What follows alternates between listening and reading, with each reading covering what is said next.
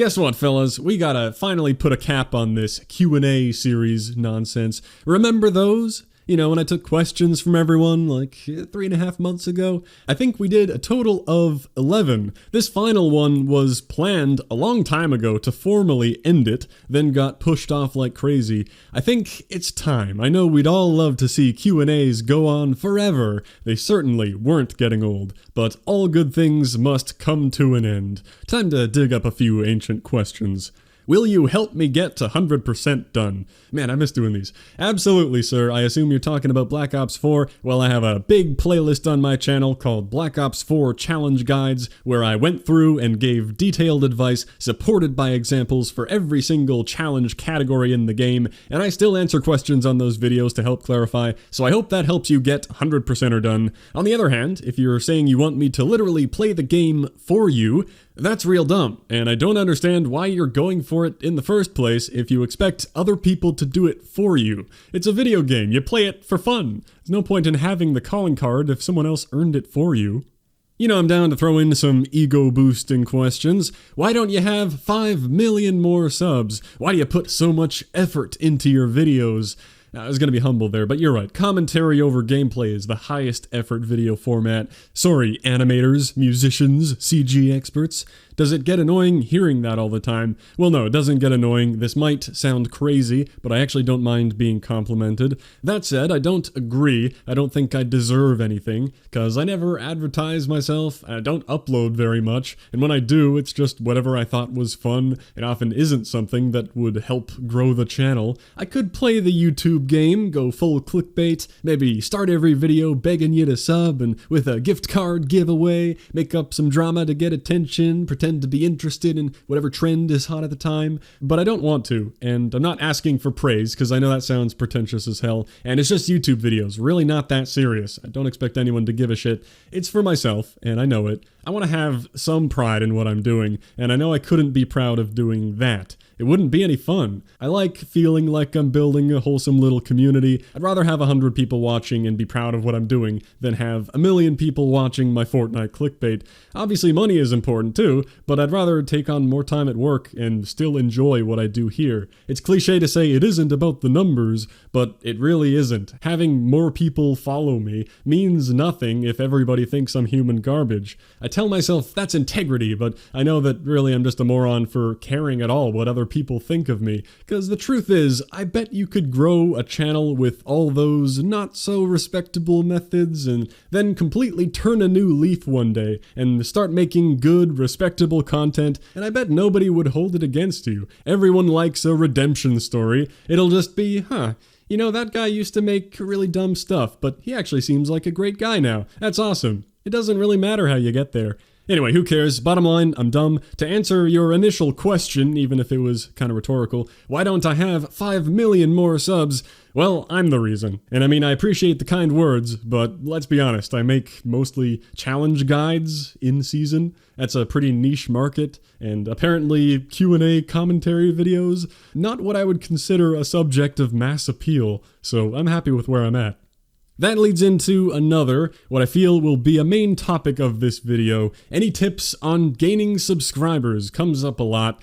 Well, maybe I'm the wrong person to ask about that because of all the reasons I just mentioned. I've been here for 7 or 8 years and only recently have started to have what you might call a moderately sized channel. You have to decide what your goal is. Do you want to be a dummy like me just having fun, or do you want to be rich and famous? I can't promise that'll be very fulfilling, but I won't sit here and tell you to be true to yourself and whatever bullshit. I'll try to give a pretty in-depth answer. I gotta start by saying that making videos and live streaming is a very saturated market. Everybody can play a video game and everybody has the ability to broadcast themselves doing it. Back when I was getting started in 2012 or whenever, I was already hearing back then from the gaming giants at the time that it was a very saturated market and how tough it would be to get a channel started with thousands of people around that time who were getting capture cards to emulate their favorite commentary channel, and how you really wanted to start back in 2008 when everyone had their dazzles and were pointing cameras at the TV and you could stand out just by having a good old Hauppauge HD PVR, which I had by the way. Well, now, in current year, broadcasting games is so mainstream, it's insane. You can't post a video of you doing well in a game and expect anybody to care. Every little Jimmy wants to grow up to be a YouTuber now, which is kind of depressing. I hope there are still people who want to be doctors. But market saturation aside, high-quality content will always be in demand until there's an AI better at making it. So if you're willing to do the research, the script writing, the footage sourcing, the graphics, the audio engineering, the thumbnails and SEO, or if you're just a really charismatic person with a good idea, God, I wish that were me, sounds like it'd be a lot easier, you can stand out from the crowd. Here are a couple things to keep in mind. One, you have to bring something to the table, something unique or better than what other people are doing. Do you have something cool to share, or are you just funny? Are you exceptionally good at a game on a pro level, or do you have something to teach people? Entertainment, expertise, education. That is the E. You need something of value, preferably more than one. I'm not amazing at any games, so I often try to take the education angle and try not to make it too dry.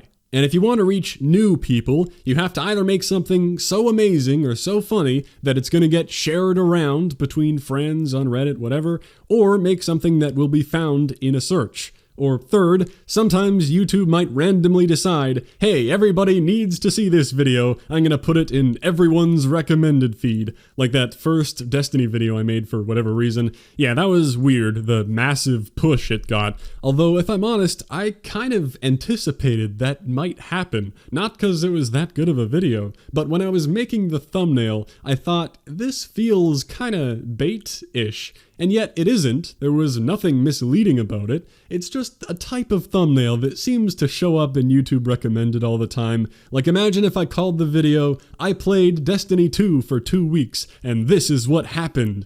It's felt like that kind of thing. I guess they must have a high click-through rate, and YouTube ends up pushing it like crazy.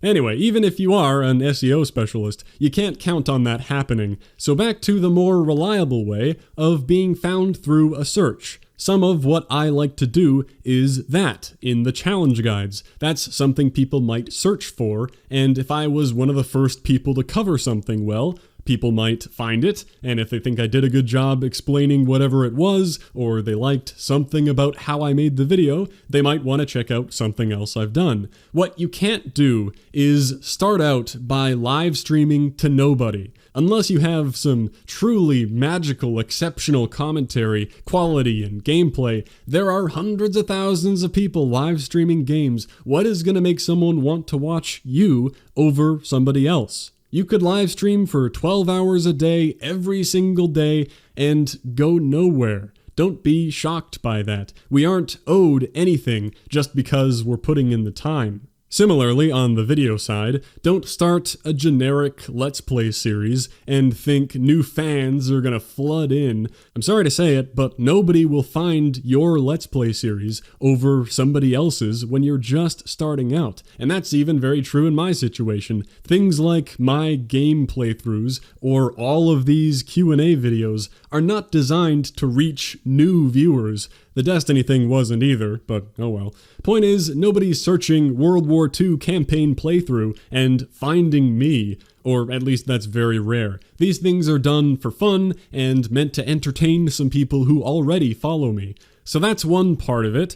Part two, you have to keep your expectations in line. A following doesn't magically appear, and you can't expect it to. Maybe you have great connections that can help you get some early exposure, but even then, getting shoutouts from people means nothing unless your content is good enough to stand on its own and keep people around. Running a YouTube channel is not a get-rich-quick scheme unless you get very lucky, but then you may as well play the lottery. I hate to use the word passion, because passion is not required to do work, to achieve things. You need discipline to work when you don't want to.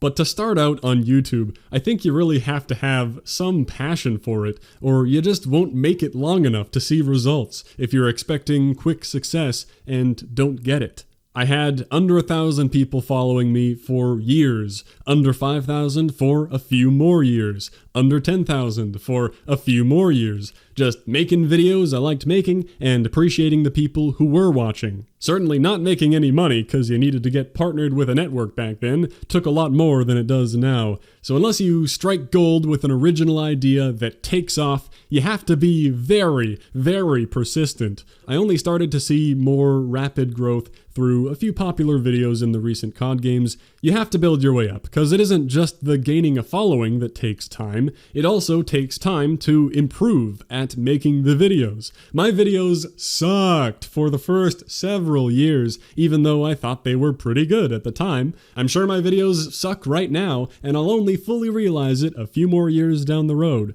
Unless you're starting out with a background in video editing, you need to do it to improve at it and build your confidence. You can't look at bigger channels and think, I'm making better videos than that guy, this isn't fair. Well, maybe your videos are better, but that doesn't matter. People are watching that other person because they want to watch them. That other person has paid their dues. They've been working at this for years and years. You need to build your way up too. Bottom line, to try to summarize everything, make something people will want to watch and will be able to find, and keep your expectations in line. You can't expect quick and easy success, or you'll get discouraged immediately, because there are literally millions of YouTube channels trying to do the exact same thing. And remember to have fun. That's the most important part, right?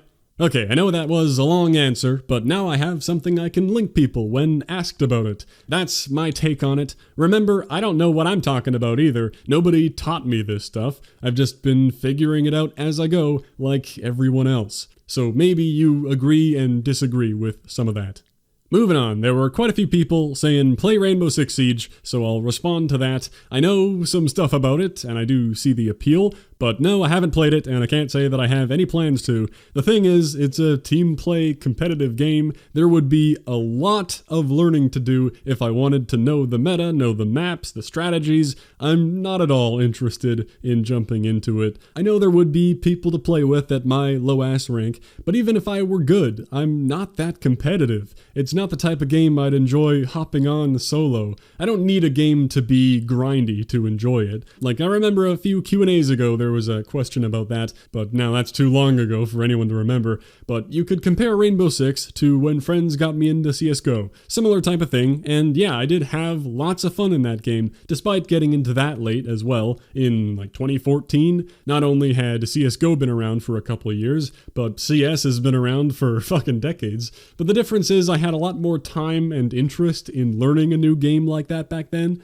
and when it comes to making videos about it, well, the type of thing I feel most at home making are guides, and I am in no position to be making Rainbow Six guides. It might take a year to be knowledgeable enough to teach other people, so if you're a Rainbow Six guy, I'm glad you enjoy it, but gotta be honest, it's not on my radar of games to get into.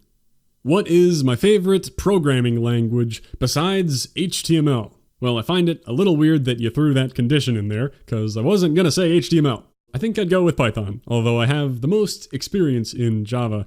Of all the software engineering courses I took, there were a couple in Java and one big project in TypeScript, which is like JavaScript, except made to be more object-oriented like Java. There were other more technical courses that used a ton of C and C++, also some assembly garbage. Not a fan. I took one thing about Haskell and Prolog. Not a single course I took used Python until right at the end in my final semester. I took a computer vision elective, which is basically all about computers processing images and videos, so like sampling and filtering and being able to recognize and label stuff. Anyway, the assignments used Python, and for literally the first time in my 4 years there, the assignments weren't a major pain in the ass. It was amazing. I felt like I was actually learning something. I was able to figure things out at a normal pace, whereas the typical experience in other classes had been getting thrown into a confusing-ass project where they already made like 20 starter classes, and you have to implement one specific part of it, but you didn't make the rest of the project, so you have no idea where to even start, and it's just hours of sitting there with a headache, desperately Googling for help, but not knowing what to ask. It sucked, but that course was pretty cool. We designed some filters, some face recognition, texture synthesis, and it made me really like Python. It was shockingly intuitive after all the other crap I had to do. How long does it take to edit your audio? Any tips for audio editing? Well, not too long. There isn't much I do. I have a couple presets for equalization and compression, and they aren't anything magical. I have a feeling if an actual audio engineer listened to me, they'd say like, oh, you sound terrible, you're really over-compressing. Anyway, those settings are going to be totally different depending on your mic and your voice and your environment, so you can watch some tutorials and then experiment to get something you like, but those aren't making too big of a difference in my case. If I wanted to be fancy, I could record into Audacity and reduce white noise with the noise profile thing, but it shouldn't be too noticeable on the mic I'm using. So I record straight into Vegas, and most of the time I spend editing just comes from chopping it up. Obviously, I don't record these things all in one go. I'm sure you can hear cuts all over the place, definitely between questions, but also in the middle of them, although I try to make it not too noticeable. But for a 10-minute video, I might have 30 or 40 minutes of recorded junk to go through, of doing multiple takes, pausing to think something through, and then that all gets blended together. If you mess up mid-sentence, you can pick up right from where you left off, as long as you get the tone somewhat correct. So if I fucked up right here, I could continue, just like that, cut it in on a consonant, match the volume, and you might not even notice. So if I fucked up right here, I could continue, just like that. If I fucked up right here, I could continue, just like that. And that's something just about everybody does. If you watch a lot of YouTube, I bet you've heard somebody fail to cut it in properly and they repeat themselves. I think I'm pretty good at proof listening to my videos. I can't recall a time I've messed that up, but I'm sure I will eventually. Alright, that's everything I'm going to answer. There are still 50 or so questions I didn't feature. Sorry if I skipped you, nothing personal. Chances are I couldn't think of any decent response, or it was pretty similar to something I already answered, or you were leaving questions on videos where I wasn't checking for them. I did say please leave them on the community thread that was linked in every description. If you had something you really wanted to know, feel free to message me and I'll reply, just not in a video. But thank you for all the questions. It was a fun thing to do in the transition out of BO4 and moving and all that. I was gonna say maybe we'll do it again a year from now, but even that feels like too soon. Maybe 2 years from now. Well, I hope you liked them. I don't know what I'm gonna do now. I'll just talk about some more bullshit until some Modern Warfare things happen. I've been taking on some more work outside of YouTube, which has been really nice. This may be a shocker, but grinding out a video game all day, I know that sounds like a dream in concept, but it actually gets a little depressing. Yeah, that isn't a shocker at all. On the other hand, coming home after a full day of work and getting to relax, best feeling in the world. No more dragging this out. Thanks for watching. I'll catch you next time, and I love you.